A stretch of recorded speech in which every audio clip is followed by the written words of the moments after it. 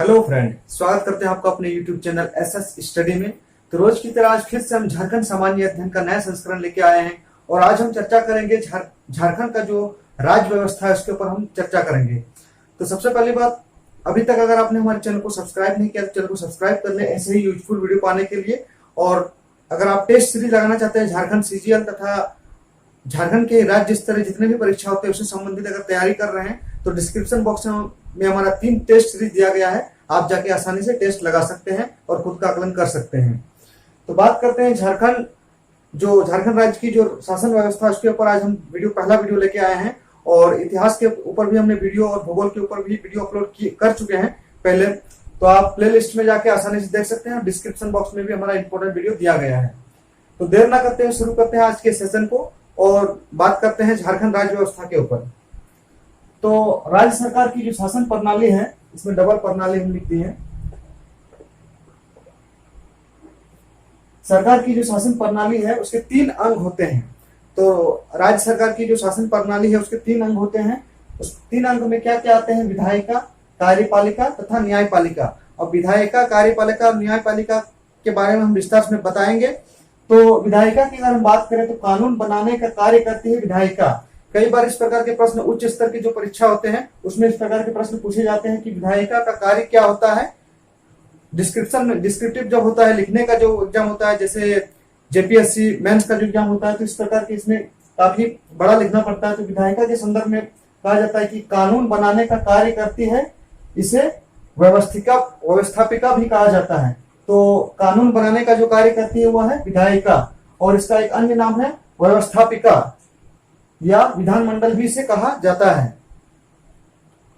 और इसके अंतर्गत जो आते हैं विधानसभा तथा विधानमंडल। तो झारखंड में विधानसभा है, विधानमंडल नहीं। विधानमंडल का आशय है कि ये एक सदनात्मक है झारखंड, और जो 2 द्विसदनात्मक होते हैं उस पर हम बाद में फिर चर्चा करेंगे। तो झारखंड एक सदनात्मक है। दूसरे पॉइंट की और बढ़े बी पॉइंट बी कहता है कि कार्यपालिका, विधायिका के बाद कार्यपालिका का नंबर आता है। तो कार्यपालिका का जो कार्य है वो है सरकार जो कानून बनाती है तो कानून को कार्यान्वित करती है, मतलब कानून को सुचारू रूप से चलाने का कार्य करती है कार्यपालिका। और इसके अंतर्गत आते हैं मुख्यमंत्री और राज्यपाल। इसके अंतर्गत आते हैं राज्यपाल तथा मुख्यमंत्री कार्यपालिका के अंतर्गत आते हैं, इसे आप याद कर लें। और विधायिका के अंतर्गत आते हैं विधानसभा तथा विधानमंडल। अब तीसरे पॉइंट की अगर बात करते हैं तो तीसरा पॉइंट न्यायपालिका है। तो न्यायपालिका की अगर हम बारे में बात करें तो सरकार के न्याय करने वाले अंग को न्यायपालिका कहा जाता है। काफी इंपॉर्टेंट सेशन चल रहा है दोस्तों, बिना स्किप किए हुए वीडियो को देखें क्योंकि काफी वीडियो यूजफुल है। आप चाहें तो पेन पेपर से नोट डाउन भी कर सकते हैं। नोट डाउन करने का एक फायदा यह है कि आप जैसे ही लिखेंगे 50% आप लिखते लिखते याद कर सकते हैं। तो न्यायपालिका की अगर हम बात करें तो सरकार के न्याय करने वाले अंग को न्यायपालिका कहा जाता है। और हाई कोर्ट जो है इसके अंतर्गत आते हैं, यानी न्याय दिलाने का जो सबसे उच्च राज्य स्तर का जो होता है हाई कोर्ट होता है, उच्च न्यायालय होता है, वो इसके अंतर्गत आते हैं न्यायपालिका का।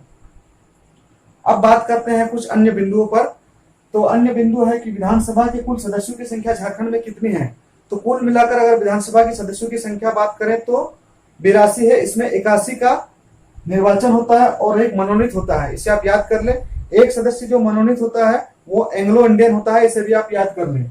यानी चुनाव 81 के लिए होता है। कुल सीटों की संख्या अगर पूछ दे झारखंड विधानसभा में तो कुल 82 सीट है, जिसमें 81 का निर्वाचन होता है और 1 मनोनीत किया जाता है, इसे आप याद कर लें। तो विधानसभा की सीटों का आवंटन इस प्रकार किया गया है कि एससी 9, एसटी 28 और जनरल को 44 सीट प्राप्त हुए हैं। तो एससी 9, एसटी 28 और 44 जनरल को सीट मिली है। राज्यसभा की अगर हम बात करें तो राज्यसभा में झारखंड के 6 सदस्य जाते हैं और लोकसभा में 14 सदस्य जाते हैं। यानी संसद सदस्य की अगर हम बात करें तो कुल 20 दोनों मिलाकर के होते हैं। संसद सदस्य, राज्यसभा और लोकसभा मिलकर के संसद बनता है। तो कुल 20 सदस्य। इस प्रकार के भी घुमा फिरा के प्रश्न पूछे जा सकते हैं परीक्षा में। तो राज्यसभा में 6 सदस्य और लोकसभा में 14 सदस्य झारखंड की ओर से जाते हैं, प्रतिनिधित्व करते हैं। और इसमें लोकसभा के अंतर्गत जो सीटों का आवंटन किया गया है, एससी को 1 सीट, एसटी को 5 सीट और जनरल को 8 सीट आवंटित किए गए हैं।